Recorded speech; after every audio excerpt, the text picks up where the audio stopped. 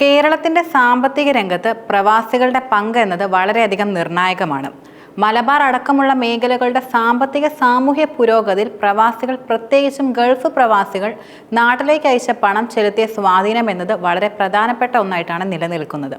ഏറ്റവും പുതിയ റിപ്പോർട്ടുകൾ അനുസരിച്ച് നോക്കുകയാണെങ്കിൽ പ്രവാസികൾ ഒരു വർഷം നാട്ടിലേക്ക് അയക്കുന്ന പണം ആദ്യമായി 2 ലക്ഷം കോടി രൂപ എന്ന നാഴികക്കല്ല് കടന്നിരിക്കുകയാണിപ്പോൾ. കേരളത്തിലെ ബാങ്കുകളിലെ NRI നിക്ഷേപം 3 ലക്ഷം കോടി രൂപയിലെത്തുകയും ചെയ്യുകയുണ്ടായി.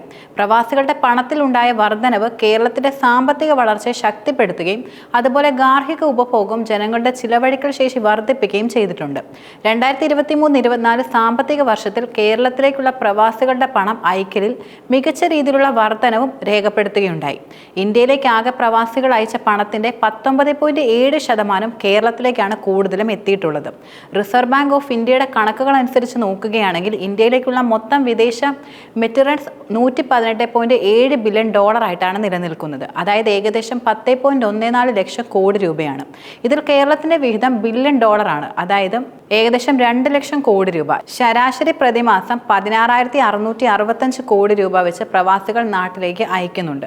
2024 ലോക ബാങ്കിന്റെ റിപ്പോർട്ട് അനുസരിച്ച് നോക്കുകയാണെങ്കിൽ ഇന്ത്യ $129 ബില്യൺ റെമിറ്റൻസ് സ്വീകരിച്ച ആഗോള റാങ്കിങ്ങിൽ ഒന്നാമതെത്തി എന്നതും വളരെയധികം ശ്രദ്ധേയമാണ്. പരമ്പരാഗതമായി തന്നെ കേരളം ഇന്ത്യയിലേക്കുള്ള വിദേശ പണം വരവിന്റെ പ്രധാന മേഖല കൂടിയാണ്. കോവിഡ് കാലത്ത് മാത്രമാണ് ഇതിൽ വലിയ ഇടിവ് നേരിട്ടിരുന്നത്. അന്ന് 35% വിഹിതവും നേടിയത് മഹാരാഷ്ട്രയായിരുന്നു. പക്ഷെ കോവിഡ് കാലത്തിന് ശേഷം കേരളത്തിന്റെ വിഹിതം കൂടുകയും മഹാരാഷ്ട്രയുടെ വിഹിതം കുറയുകയുമാണ് ചെയ്തത്. കേരളത്തിന്റെ അയൽ സംസ്ഥാനമായ തമിഴ്നാട്ടിലേക്ക് പ്രവാസികൾ അയക്കുന്ന പണത്തിന്റെ വിഹിതം ആകെ തുകയുടെ 10.4% കണക്കുകൾ സൂചിപ്പിക്കുന്നത്. കേരളത്തിലേക്കുള്ള പ്രവാസി പണം അയക്കലിന്റെ വർധനവിനുള്ള പ്രധാന കാരണം എന്നത് വിദേശത്തേക്കുള്ള മലയാളികളുടെ കുടിയേറ്റം വർദ്ധിച്ചതും പ്രത്യേകിച്ചും പാശ്ചാത്യ രാജ്യങ്ങളായിട്ടുള്ള അമേരിക്ക, UK, കാനഡ, ഓസ്ട്രേലിയ എന്നിവിടങ്ങളിലേക്കുള്ള നൈപുണ്യമുള്ള തൊഴിലാളികളുടെ കുടിയേറ്റവുമാണ്. ഈ രാജ്യങ്ങളിൽ നിന്നുള്ള ഉയർന്ന വരുമാനം റെമിറ്റൻസിന് മൂല്യം വർദ്ധിപ്പിക്കുകയും ചെയ്തു. മാത്രമല്ല, രൂപയുടെ മൂല്യത്തിലുണ്ടായ തിരിച്ചടിയും വളരെയധികം പ്രധാനപ്പെട്ട കാരണമാണ്.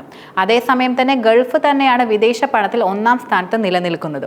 മാത്രമല്ല, state level bankers committee report അനുസരിച്ച് നോക്കുകയാണെങ്കിൽ 2025 മാർച്ച് വരെ കേരളത്തിൽ ബാങ്കുകളിലെ NRI നിക്ഷേപം 2,93,622 കോടി രൂപയുമായിരുന്നു.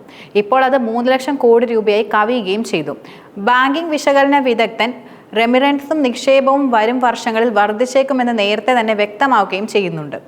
NRIകൾക്കിടയിൽ നിക്ഷേപ ശൈലിയിൽ വളരെ രീതിയിലുള്ള മാറ്റങ്ങളും ദൃശ്യമായി വരുന്നുണ്ട്. പരമ്പരാഗതമായി കേരളത്തിൽ വീടോ ഭൂമിയോ വാങ്ങുക എന്നതായിരുന്നു പ്രവാസികളുടെ പ്രധാനപ്പെട്ട ലക്ഷ്യവും. പക്ഷെ പുതിയ തലമുറ റിയൽ എസ്റ്റേറ്റിനേക്കാൾ ലിക്വിഡ് ആസ്തികളിലേക്ക്, ഉദാഹരണത്തിനും ഓഹരികളിലും മറ്റ് സാമ്പത്തിക രംഗങ്ങളിലും നിക്ഷേപിക്കാനാണ് കൂടുതലും താല്പര്യം പ്രകടിപ്പിക്കുന്നത്.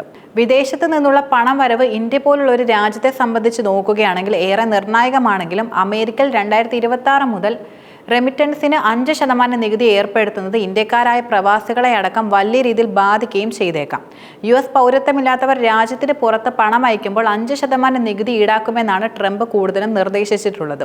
ബിൽ നിയമമായാൽ വിദേശ പണം വരവിൽ കോടികളുടെ നഷ്ടം ഇന്ത്യ നേരിടേണ്ടി വരുമെന്ന് ഗ്ലോബൽ ട്രേഡ് റിസർച്ച് ഇനീഷ്യേറ്റീവ് ചൂണ്ടിക്കാണിക്കുകയും ചെയ്യുന്നുണ്ട്.